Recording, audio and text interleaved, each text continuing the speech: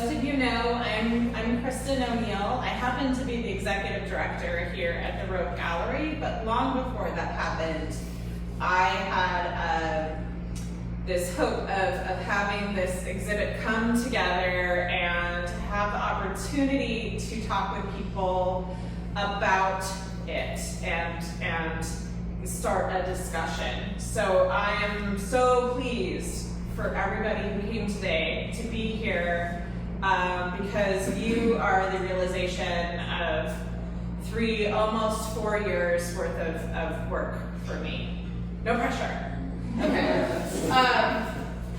This was not the series I intended to make. When I was in college, somebody said to me, oh, if you go to Ireland, there's this green that only exists there. And it was like somebody putting in like a pilgrimage need, and deep in my soul, like I was like, I have to go to Ireland. I have to find this green. And I kept trying to get to Ireland, and it kept not happening. One time I was gonna go, but all the money I saved I needed for a down payment on a house when the deal changed at the last minute. Another time I was gonna go for my 10th wedding anniversary. Instead I got divorced. So I thought, okay, I'm going no matter what. No matter what, I'm going. I'm gonna do this. And I kind of almost like made this idealized trip part of my identity of being, single mama who can do it all, right? And I had my passport, I had my bags packed, I had my trip planned out, I had my itinerary, I had everything I could possibly think of, except for fate on my side, because my trip was planned for March 23rd of 2020. So here's my cancellation of my flight. Here's my little update of my sticker I have on my wall, because I just wanted to go, and I was like, you have to stay home. And we all had our own agonies and trials and tribulations of 2020. And for me, I felt almost selfish to be grieving this trip so intensely. But I realized that you needed to give yourself permission to live in your own feelings and to live in your own life and to live in your own adventure. And nobody is going to benefit by you comparing your trials and tribulations to somebody else's and trying to measure you up, least of all you, right? And so a lot of this series kind of became Kristen's self-help of how to accept the world and be okay in my authentic journey. So a lot of it took some time to get through. Here's Caitlin doing kindergarten remotely.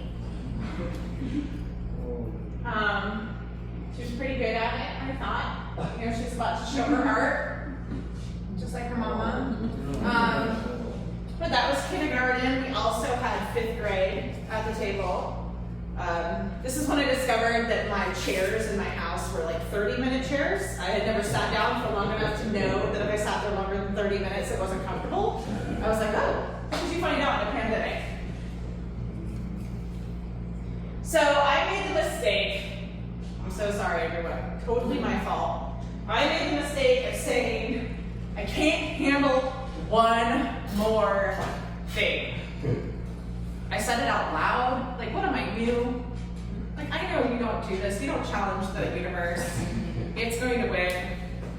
So I went back and I knew that I had ranted about it on Facebook. So I pulled my literal Facebook post and put it in this live show for you to see. But this here is a fire. You can see the satellite photo. You can see the fire line coming down. And my mom lives right there, and that's my childhood home. And 11,000 lightning strikes caused a massive fire.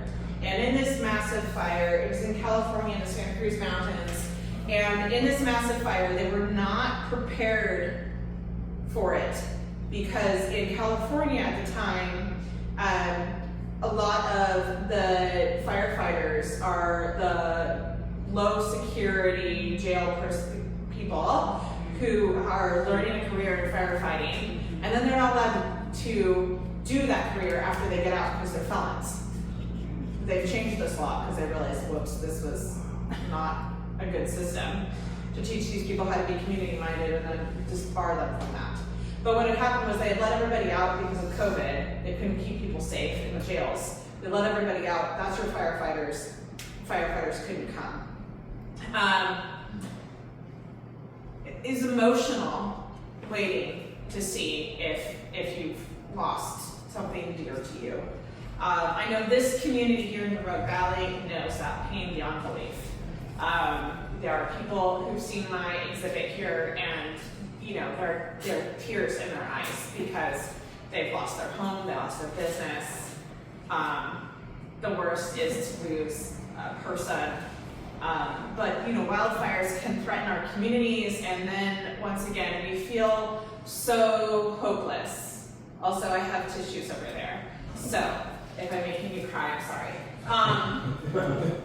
But it's okay to have these emotions because we're human beings, and this is what's important to us. And so I felt so helpless.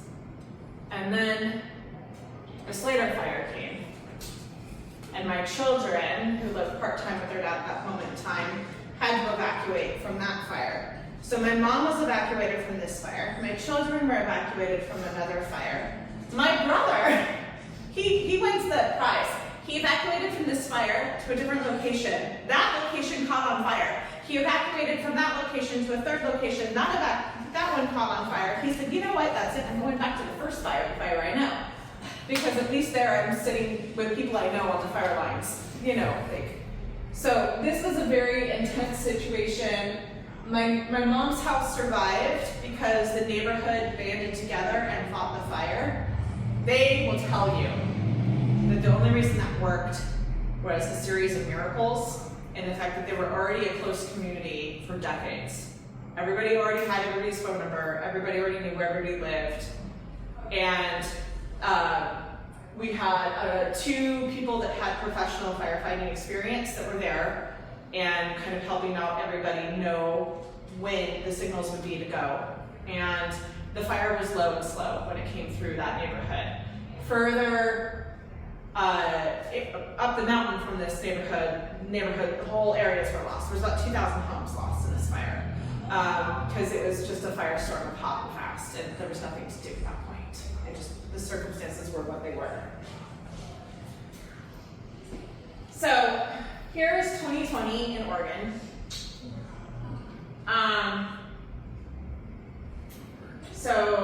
This is the fire here in Medford, Amigo Fire, Slater Double Fire.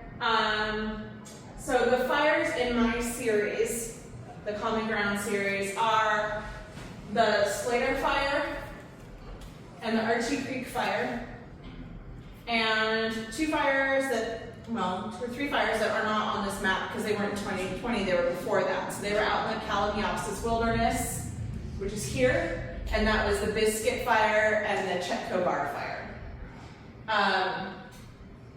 So even though my series didn't directly deal with the fire that my mom was going through, as an artist, I was directly dealing with that fire. And so many of us did in so many different ways. And I really had a hard time as an artist giving myself permission to make an art series about this. Partly I was stuck in Ireland. I even had a solo exhibit lined up for that show.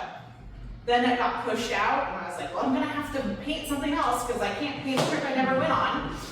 And I was like, okay, solo. Okay, what am I gonna do? All right. And then it was just like fire was not letting me ignore it. And what finally gave me permission was when I saw another artist's work from the Rogue Valley who made just just a small piece of art, and I wish I knew who it was, because I would like walk up to them and give them a hug if they'd let me. But you know, they made a small piece of art about the fire, and I was so touched. And I thought, what a beautiful thing as an artist to be able to process this through the lens of our art. And I thought, wait a minute, if it's okay for them to do it, why is it not okay for me to do it, you know? So I had to get over this imposter syndrome of you know, it's that shame voice in your head that goes, who do you think you are? And finally I was just like, well, I think I'm Kristen, and I think I'm gonna make some art. So I got really brave. People were like, okay, what are you making art about? And I think they wanted to vicariously escape, because I had done long distance hiking art. I was gonna do Ireland, and it was like, yes, leave the fires. And I was like, I'm gonna do work about wildfires. Was literally the response I heard from somebody who I truly love and care about for like my whole life. That was the response. I was like, you know, and I couldn't, it was like 6 more months before I could get into, this series was so hard fought. I just worked and worked and worked at it. And I tried to abandon it, and it wouldn't let me, it would just come back.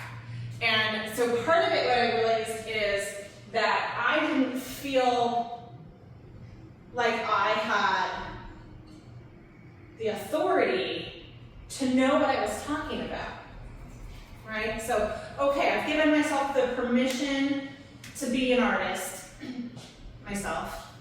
But if I were to stand up and have everybody's attention, what would I say?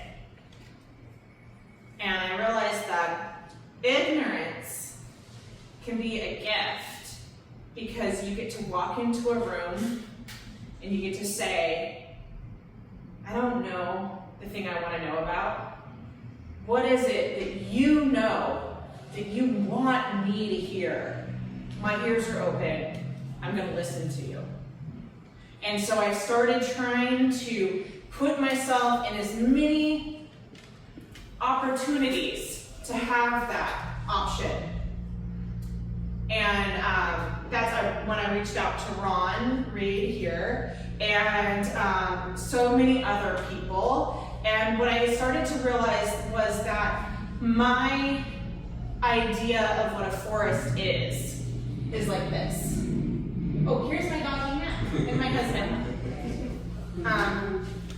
And I don't know if Mac makes the tree look bigger or smaller. I think Mac is making the tree look smaller because he's so big and fluffy. But this is the kind of forest I grew up in. This happens to be in Oregon. This is redwood trees out on our coast. And you know, to me, a forest is green ferns and giant trees and shade and, you know, birds and deer. And sometimes that's what a forest is. And sometimes it's a forest that's been burnt. Sometimes it's a forest that's recovering. Sometimes it's a transition between a meadow to a forest. And I went for a hike in Jedediah Smith Redwoods State and National Park, and it's like one of the most favorite places in the entire world. It's got this amazing energy. You have deep coolness of the shade of the redwoods, and the ferns are like 4 feet tall. I mean, you just feel like a little person. And then there's this Smith River that's coming through that's gorgeous, and like those colors that people think you've made up. If you're an artist, you go, nobody's gonna believe me when I paint this. They're gonna think I'm lying to them, right? It's so beautiful, and I realized that these trees have been burnt.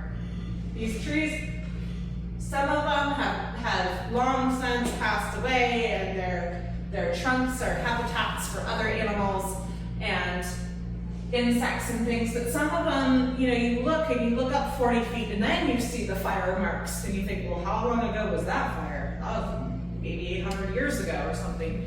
And this is this way that this area has behaved for so long.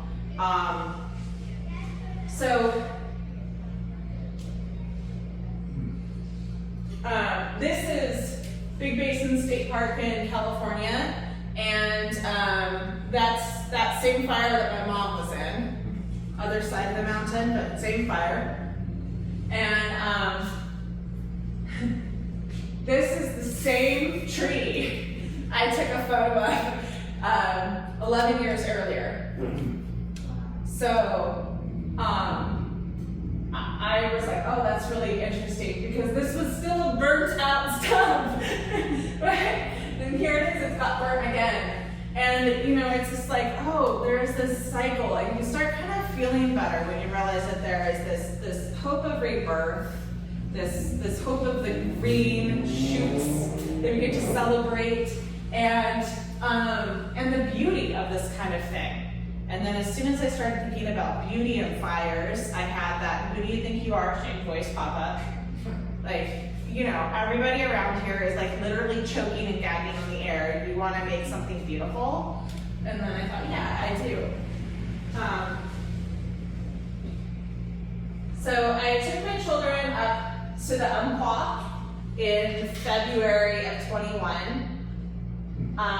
And this is right along the border of BLM land and National Forest land. And Umpqua is another one of those gorgeous turquoise rivers that you just can't really believe is real. And you can see that the forest has been burnt, but we've got the green coming through on the forest floor. The water is bringing back life. Everywhere it touches, it's ready to literally spring back. And we stopped at a park called Swiftwater Park. It's right before the National Forest. And in this moment, I am standing behind the park in BLM land. So where these trees are here, this is the park. And this is where it's all clear cut, is the BLM land. And you can see they've planted the trees.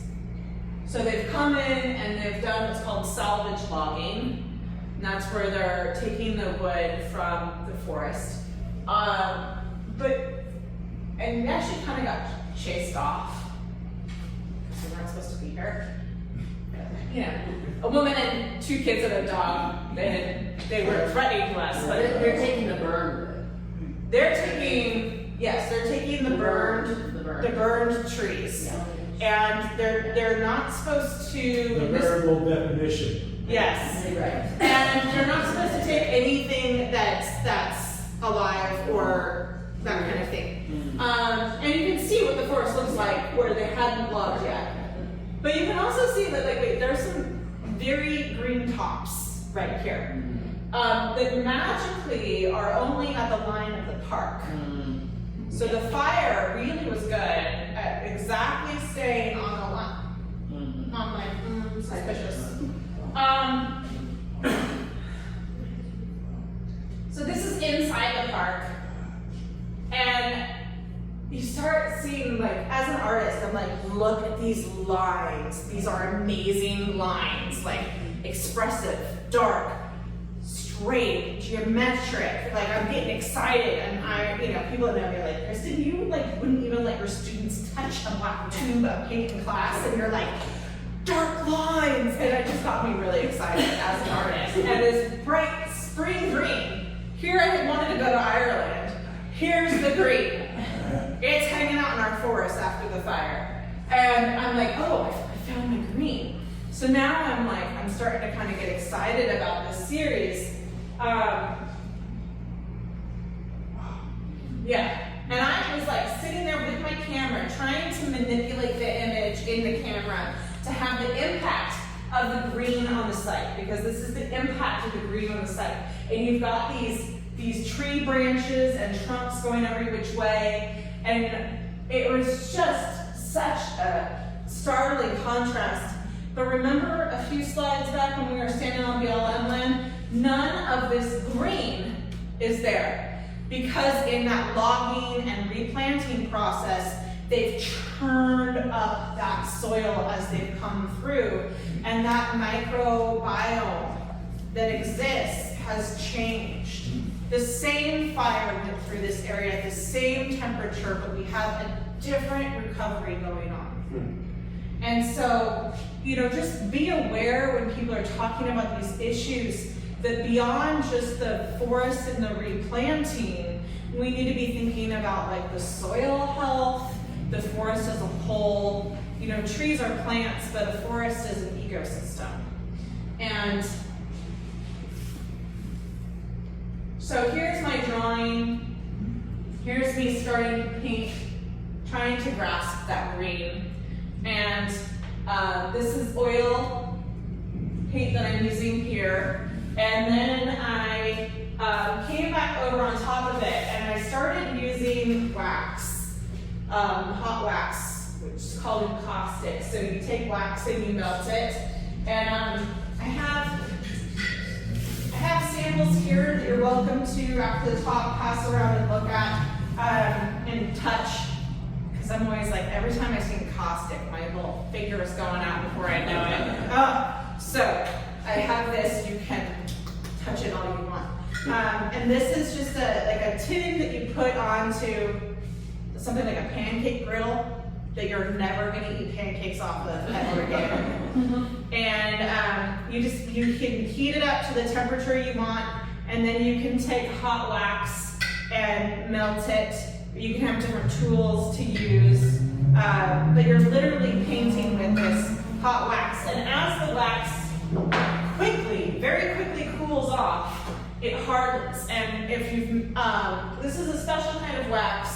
It's mixed also with Damar resin, which is a pine resin. And I thought, I really love this idea of incorporating heat and tree into making a forest artwork.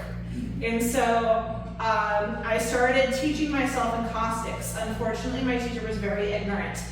And it was the pandemic still, so I couldn't go and do a lot of classes and stuff. So I was watching a lot of YouTube videos, reading some books, trying to teach myself in caustic.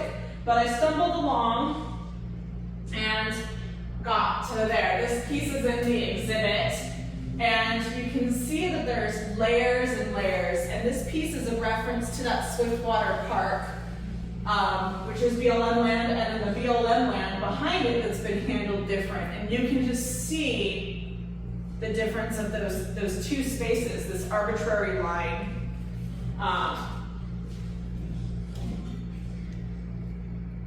This is a picture of me taken by my daughter Caitlin, where she's going, "Mom, what are you doing?"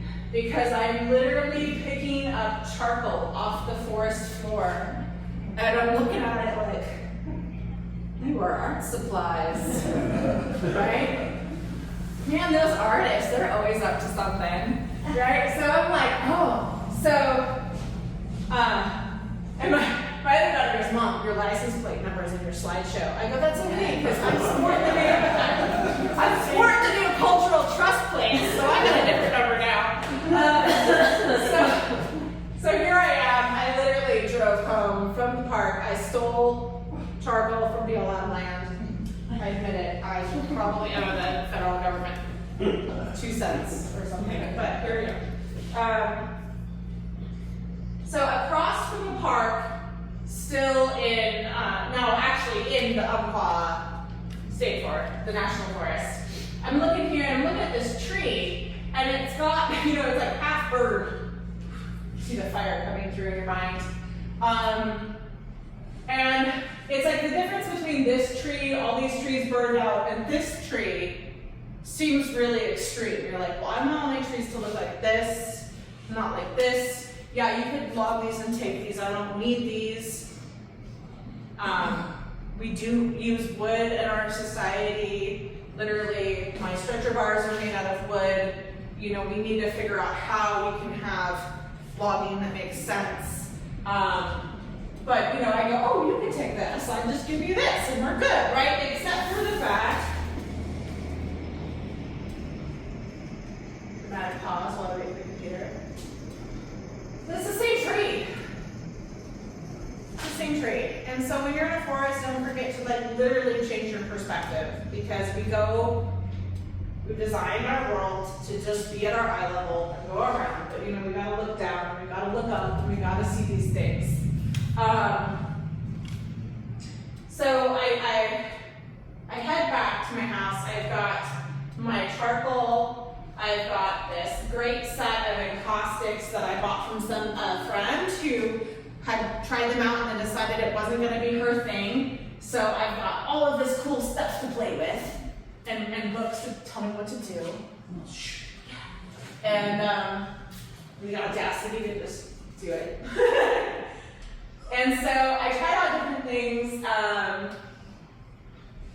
This piece I don't have in the exhibit because I already sold it, but I started with 3 small squares of panel board, and I started with a pen, and then I put matte medium on it, and then I was like, oh, what if I put in oil paint, and I was using oil sticks. Those are out there. They're just like sticks of oil. They're kind of fun.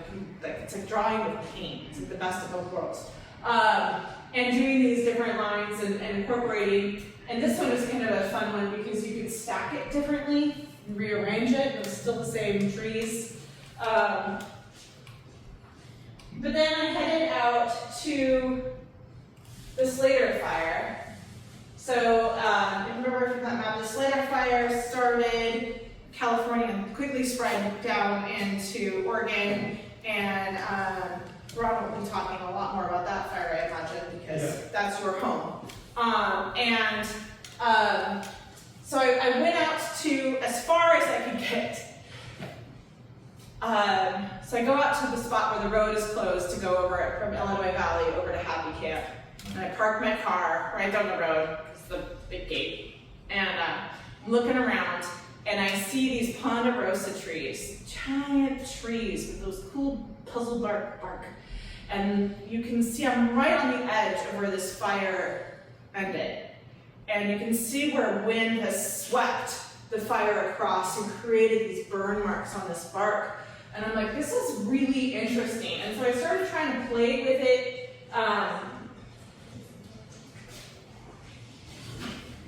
And in my own life, what happened in this period of time was that I decided that I wanted to spend my life with Joel, and he and I combined our families and bought a new house. So I sold my house where my art studio was, packed everything up, and then had mini studio in the garage, which was about this much. He did a lot of cleaning in his garage to get me that much, I'll tell you. He was very supportive. So I got this much space in the garage to work, so I'm working real small, right? And I've got this deadline of the show coming up, and I'm like, oh, I still haven't, you know, like made the work. You know, I have the ideas, but every time I try to make the work, it wasn't coming out. And so I just go, you know what? I'm just gonna do non-stressful paintings. I'm not gonna worry about big size. I'm gonna stick to small size and try out my ideas. And I made some of my most favorite little artworks because they're fun and they're fresh and they're small and they're quick, and I don't get all fussy, and I give myself permission and I can try out compositions and change things. And so as an artist, having something where you have kind of less skin in the game is really enjoyable because you take the pressure off. So I made this one, I liked this one, so then I went bigger once I got my studio and made these. This is actually acrylic on canvas. So these ones I have in here, these are all acrylic on canvas. And then part of the work in the show is acrylic on canvas, and then anything that's encaustic is on panel because it needs something solid to be on, because if it's on a canvas, the wax will break.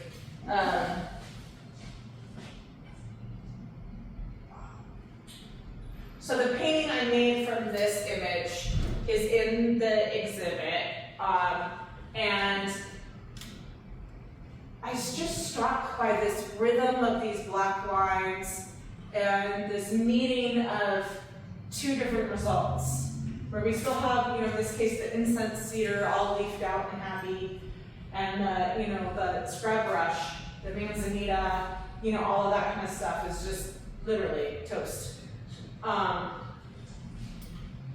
was still seeking some images. I didn't feel like I had the final oomph that I needed for the series, and I'm still in my mind seeking this green color, when one day I looked down at the newspaper and there is a photo that I'm like, it was like 1 inch by 1 inch photo, and I was like, who took that photo? I love it.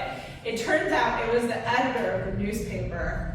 So I emailed him, you don't know me from anybody. I really like your photo. Do you have more? Can I paint them?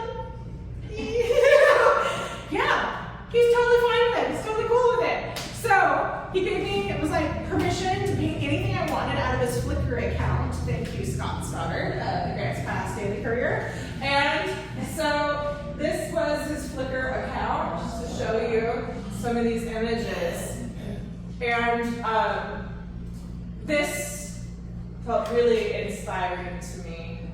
And part of it too is that it was further along the recovery. So this is out in the Kalamiopsis Wilderness, which is the mountains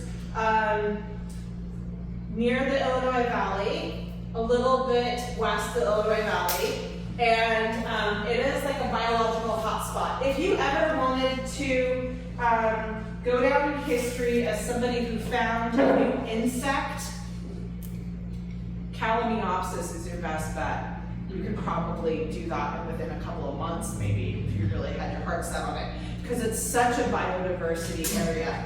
And when the Biscuit Fire came, the problem with that fire was that it was long and hot, and it sat and burned and burned and burned and burned and burned.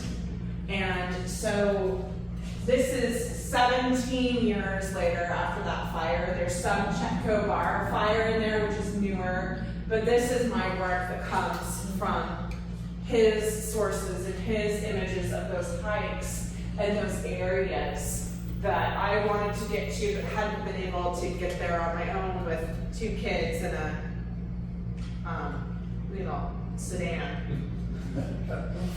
with no backup. Probably should have told Joel, probably didn't. He probably did that. And my final slide of my presentation is my show, which of course you all can just go down the hall and see in person. But I was joking around with the staff that I felt like I needed to have like an asterisk next to my show. Like, I got this show before I became the executive director. It wasn't nepotism, I swear. And I really wasn't giving people enough credit.